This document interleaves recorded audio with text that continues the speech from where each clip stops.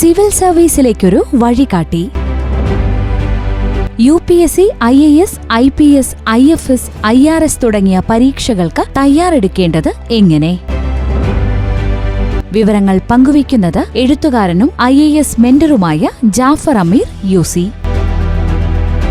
Civil സർവീസിലേക്കൊരു വഴികാട്ടി. Hi, നമസ്കാരം. നമസ്കാരം സർ. എന്തൊക്കെയാണ്, സുഖാണോ? ഓ, സുഖം. പേരെന്തായിരുന്നു നിങ്ങളുടെ? എൻ്റെ പേര് പ്രീതു എന്നാണ്. എൻ്റെ പേര് ഭവ്യ. ഓക്കെ. അപ്പോൾ സിവിൽ സർവീസ് അല്ലെങ്കിൽ IAS, IPS എക്സാമിന് പ്രിപ്പയർ ചെയ്യാനുള്ള താല്പര്യം ഉണ്ടല്ലേ? ഓ, നല്ല താല്പര്യമുണ്ട്. പക്ഷെ ഇതെങ്ങനെയാണെന്നൊന്നും അറിയാത്തതിന്റെ ഒരു പ്രശ്നം മാത്രമേ ഞങ്ങൾക്കുള്ളൂ. ഓക്കെ. അപ്പോൾ ഞാൻ ആദ്യമായിട്ട് ഒരു സിമ്പിൾ ആയിട്ട് ഒരു ചോദ്യം ചോദിക്കാം. ഓക്കെ. നമ്മളെ ഈ സിവിൽ സർവീസ് അല്ലെങ്കിൽ IAS, IPS, IFS എക്സാംസ് ഇതിലേക്ക് വരാൻ അല്ലെങ്കിൽ അതിന് പ്രിപ്പയർ ചെയ്യാൻ വേണ്ടിയിട്ട് തയ്യാറെടുക്കാനുള്ള കാരണം എന്താണ്? എന്തായിരിക്കും നിങ്ങൾ അതിലേക്ക് കൊണ്ടുവന്നിട്ടുള്ളത്?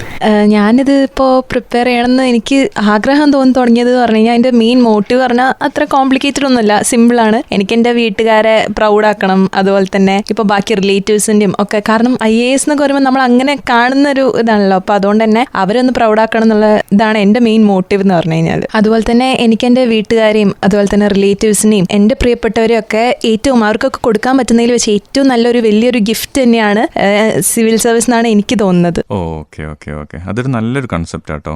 കാരണം നമുക്കറിയാം, നമ്മുടെ നാട്ടിലുള്ള നമ്മുടെ കൂടെയുള്ള ആൾക്കാർ, നമുക്ക് വേണ്ടപ്പെട്ടവർ, നമ്മുടെ നാട്ടുകാർ, നമ്മുടെ അച്ഛനമ്മ, നമുക്ക് പ്രിയപ്പെട്ടവർ, ഡിയർ അനിയേഴ്സ്, അവർക്കൊക്കെ നമ്മളെക്കുറിച്ച് അഭിമാനിക്കാൻ പറ്റുന്ന ഒരു കാര്യമാണ് നമ്മളൊരു സിവിൽ സർവൻ്റ് ആണ് അല്ലെങ്കിൽ ഒരു IAS ആണ്, ഒരു IPS ആണെന്ന് പറയുമ്പോൾ അവർക്ക് കൊടുക്കാൻ പറ്റുന്ന ഒരു പക്ഷേ നമ്മുടെ ലൈഫിൽ കൊടുക്കാൻ പറ്റുന്ന ഏറ്റവും വലിയ ഗിഫ്റ്റാണ് അല്ലേ? Okay, that's A great concept. എന്താണ്, വാട്ട്സ് യുവർ ഒപ്പീനിയൻ? എനിക്കെന്താണെന്ന് വെച്ചാൽ എനിക്ക് സോഷ്യൽ സർവീസ് ഒക്കെ ചെറുപ്പം മുതലേ ഇഷ്ടമാണ്. അതായത് നമ്മൾ പബ്ലിക്കിന് വേണ്ടി എന്തെങ്കിലും ചെയ്യുക, അല്ലെങ്കിൽ അവരുടെ ഇടയിലേക്ക് ഇറങ്ങിച്ചെന്ന് അവർക്ക് വേണ്ട കാര്യങ്ങളൊക്കെ ചെയ്യാം. അതൊക്കെ എനിക്ക് ചെറുപ്പം മുതലേ അത് കുറച്ച് ഇഷ്ടമുള്ള കാര്യങ്ങളാണ്. മാത്രമല്ല നമ്മളിപ്പോൾ ഒരു സർവീസ് മൈൻഡഡ് ആണ്. അതെ, മാത്രമല്ല നമ്മളിപ്പോൾ IAS ഓഫീസേഴ്സ് ഒക്കെ പോകുമ്പോൾ പിന്നെ പോലീസ് ഓഫീസേഴ്സ് ഒക്കെ സിലൂട്ട് അടിക്കുന്നതൊക്കെ കാണുമ്പോൾ നമ്മുടെ ഉള്ളിലൊരു സാധനം ഉണ്ടാവില്ലേ, അതൊക്കെ. അതെ, തീർച്ചയായും. കാരണം അതിൽ ആദ്യം പറഞ്ഞ പോയിന്റ് വളരെ റെലവൻ്റ് ആണ്. കാരണം ഒരു സർവീസ് ഓറിയൻറ്റഡ് ആയിട്ടുള്ള ഒരു മനസ്സുള്ള ഒരാൾക്ക് നമുക്ക് നല്ലൊരു സിവിൽ സർവൻ്റ് ആവാൻ കഴിയുള്ളൂ. കാരണം ഇതിൻ്റെ പേര് തന്നെ നിങ്ങൾ ശ്രദ്ധിച്ചിട്ടുണ്ടാവും, സിവിൽ സർവൻ്റ് എന്നാണ്. IASകാർ അല്ലെങ്കിൽ IPS, IFSകാരൊക്കെ സിവിൽ സർവൻ്റുകാരാണ്, ജനങ്ങളെ സേവിക്കുന്ന ആൾക്കാരാണ്. അവരല്ല മാസ്റ്റേഴ്സ്. ശരിക്കും ജനങ്ങളാണ് അൾട്ടിമേറ്റ്ലി പവർഫുൾ ആയിട്ടുള്ള ആൾക്കാർ. ജനങ്ങളെ സേവിക്കാൻ വേണ്ടിയിട്ടുള്ള ആൾക്കാരാണ് ആര്? ഈ IAS, IPS. ഫോർ എക്സാമ്പിൾ, നമുക്ക് എത്ര നല്ല മനസ്സുള്ള ഒരാളാണെങ്കിലും ഒരു പാവപ്പെട്ട ഒരു കുടുംബം വെറുതെ വഴിയിൽ കിടക്കുന്നത് കണ്ടു കഴിഞ്ഞാൽ നമുക്കത് ആ ഒരു സിമ്പതിയും കൊണ്ട് നമുക്ക് മുന്നോട്ട് പോകാമെന്നല്ലാതെ നമുക്കൊന്നും ചെയ്യാൻ കഴിയില്ല. നേരെ മറിച്ച് നമ്മളിപ്പോൾ സിവിൽ സർവീസിലോ അല്ലെങ്കിൽ IAS പോലെയുള്ള ഒരു പോസ്റ്റിലെത്തി, നമുക്ക് തന്നെ ഇഷ്ടം പോലെ സ്കീമുകളുണ്ട്. ഇപ്പോൾ പ്രൈം മിനിസ്റ്റേഴ്സ് ആവാസ് യോജന അതുപോലെയുള്ള ഒരു പ്രോഗ്രാമിലൂടെ ഒരാൾക്കൊരു 5 ലക്ഷം അല്ലെങ്കിൽ ഒരു സ്ഥലം, വീട് നമുക്ക് കൊടുക്കണമെങ്കിൽ നമുക്ക് അതിനുള്ള പ്രൊവിഷൻസ് ഉണ്ട്. അപ്പോൾ നമുക്ക് അങ്ങനെയുള്ളൊരു മനസ്സുണ്ടായിട്ട് മാത്രം പോരാ, നമ്മൾ ആ ഒരു പൊസിഷനിലേക്ക് എത്തിയെങ്കിൽ മാത്രമേ നമുക്കത് കൊടുക്കാൻ പറ്റുള്ളൂ. അപ്പോൾ ആ ഒരു രീതിയിലുള്ളൊരു മനസ്സ് തീർച്ചയായും അതിനെ അപ്രീഷിയേറ്റ് ചെയ്യുന്നു. അതൊരു വലിയ കാര്യം തന്നെയാണ്. അതേപോലെ ഇത് മാത്രമല്ല, നമുക്ക് സിവിൽ സർവീസിന് പ്രിപ്പയർ ചെയ്യുന്നതോടുകൂടി നമുക്ക് സ്വാഭാവികമായിട്ട് മാറുന്ന ഒരുപാട് കാര്യങ്ങളുണ്ട്. നമ്മൾ സെൽഫായിട്ട് നമ്മൾ മോട്ടിവേറ്റഡ് ആകും. കാരണം നമ്മളൊരു സൊസൈറ്റീൻ്റെ ഏറ്റവും ഉന്നത ശ്രേണിയിലുള്ള കുറച്ച് വ്യക്തിത്വങ്ങളായിട്ട് മാറുകയാണ്. അപ്പോൾ അതിൽ ഒരു സൊസൈറ്റിയുടെ ഒരു ക്രീമായിട്ട് നമ്മൾ മാറുകയും ഏറ്റവും നല്ല രീതിയിലുള്ള മോഡേൺ ടെക്നിക്കുകളും മോഡേൺ ടെക്നോളജി കാര്യങ്ങളൊക്കെ നമ്മുടെ കയ്യിലേക്ക് വരുന്നു. അത് നമുക്ക് സാധാരണ ജനങ്ങളിലേക്ക് എത്തിച്ചു കൊടുക്കാനുള്ളൊരു അവസരമായിട്ട് നമുക്ക് ഇതിനെ കാണാം. അതേപോലെ ഭവ്യ പറഞ്ഞ പോലെ നമുക്കൊരു ഒരു സൂപ്പർ പവറായിട്ടുള്ള ഒരു മനുഷ്യനായിട്ട് മാറുകയാണ് അല്ലേ? നമുക്കൊരുപാട് ഒരു ജില്ലയുടെ കംപ്ലീറ്റ് അധികാരം നമ്മളെ കയ്യിലേക്ക് വരിക എന്ന് പറഞ്ഞാൽ ഇറ്റ്സ് ബിയോണ്ട് അവർ ഡ്രീംസ് അല്ലേ? അപ്പോൾ അത് നമ്മൾ വിചാരിക്കുന്നതിനേക്കാളും കൂടുതൽ അതിൽ പവറുകളുണ്ട്. കാരണം ഒരു അടിയന്തരാവസ്ഥയോ എമർജൻസിയൊക്കെ വരുമ്പോഴേക്ക് അവിടെയുള്ള പരമാധികാരിയായിട്ട് ശരിക്ക് ഈ ബ്യൂറോക്രാറ്റുകൾ മാറുന്ന ഒരു അവസ്ഥയും കൂടി ഉണ്ട് കേട്ടോ. അതിന് ഗുണവും ദോഷമൊക്കെ ഉണ്ട്. നമ്മളതിൻ്റെ ഗുണഫലങ്ങൾ മാത്രം നമുക്ക് ചർച്ച ചെയ്ത് പോവാം. അതേപോലെ ഒരു പോയിന്റ് എനിക്ക് ഭയങ്കരമായിട്ട് ഇഷ്ടപ്പെട്ടത്, നമ്മളെ പ്രിയപ്പെട്ടവർക്ക് വേണ്ടി കൊടുക്കാൻ പറ്റുന്ന ഏറ്റവും നല്ല സമ്മാനമാണ്. അതെനിക്ക് ഭയങ്കരമായിട്ട് ഇഷ്ടപ്പെട്ടു ആ ഒരു കൺസെപ്റ്റ്. നന്നായിട്ടുണ്ട്. പിന്നെ അതേപോലെ നമുക്ക് മന്ത്രിസഭ നമ്മളൊരു പെർമനന്റ് എക്സിക്യൂട്ടീവിന്റെ ഭാഗമായിട്ട് മാറും. എന്താണ് എക്സിക്യൂട്ടീവ് എന്ന് പറഞ്ഞാൽ ഇന്ത്യ ഗവൺമെന്റിന് 3 പില്ലറുകൾ, 3 തൂണുകളാണുള്ളത്. അതിലൊരു തൂണാണ് എക്സിക്യൂട്ടീവ്. ഇപ്പൊ വേറെ 2 തൂണുകളും കൂടി ഉണ്ട്. ഏതൊക്കെയാണെന്ന് അറിയാവോ? ജുഡീഷ്യറി ഉണ്ട്, ലെജിസ്ലേച്ചർ ഉണ്ട്, നിയമനിർമ്മാണം ഉണ്ട്. അത് നടപ്പിലാക്കുന്ന ആളാണ് ആര്? എക്സിക്യൂട്ടീവ്. എക്സിക്യൂട്ടീവ് എന്ന് പറഞ്ഞാൽ എന്താ? ഒരു കാര്യം എക്സിക്യൂട്ട് ചെയ്യുക, ഒരു കാര്യം നടപ്പിൽ വരുത്തുന്ന ആൾക്കാരാണ് എക്സിക്യൂട്ടീവ്. അവരാണ് സിവിൽ സർവൻസ്. അല്ലാതെ നിയമം ഉണ്ടാക്കുന്ന ആൾക്കാരല്ല. നമുക്ക് നിയമം ഉണ്ടാക്കാൻ, നമുക്ക് സർവീസ് കയറി കഴിഞ്ഞാൽ നിയമം ഉണ്ടാക്കാനുള്ള ഒരു പൊസിഷൻ ഇല്ല. നിയമം ഉണ്ടാക്കാൻ വേറെ സെപ്പറേറ്റ് ആൾക്കാരുണ്ട്. ലെജിസ്ലേച്ചർ സെപ്പറേറ്റ് ഉണ്ട്, MLA-മാരുണ്ട്, MP-മാരുണ്ട്, പാർലമെന്റ് ഉണ്ട്, മന്ത്രിസഭയുണ്ട്. അവർ നിയമനിർമ്മാണം ചെയ്യുന്നു. അത് നടപ്പിൽ വരുത്തേണ്ട ആൾക്കാരാണ് ആര്? എക്സിക്യൂട്ടീവ്സ്. ഈ എക്സിക്യൂട്ടീവിൽ വരുന്ന എക്സിക്യൂട്ടീവ് 2 തരമുണ്ട്.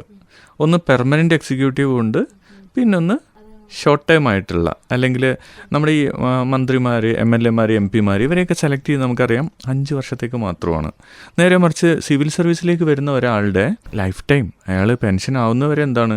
സർവീസിലാണ്. അപ്പോൾ പെർമനന്റ് എക്സിക്യൂട്ടീവ് ആരാണ്?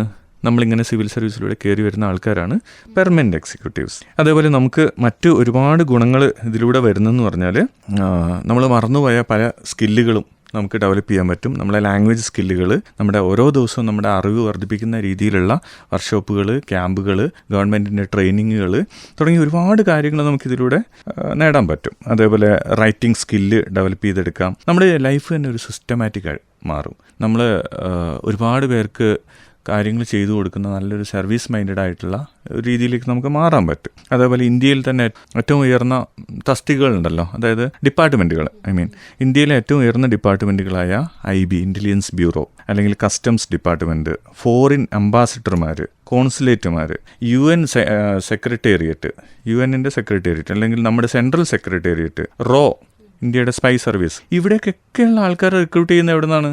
നമ്മുടെ ഈ സിവിൽ സർവീസിൽ നിന്ന് തന്നെയാണ്.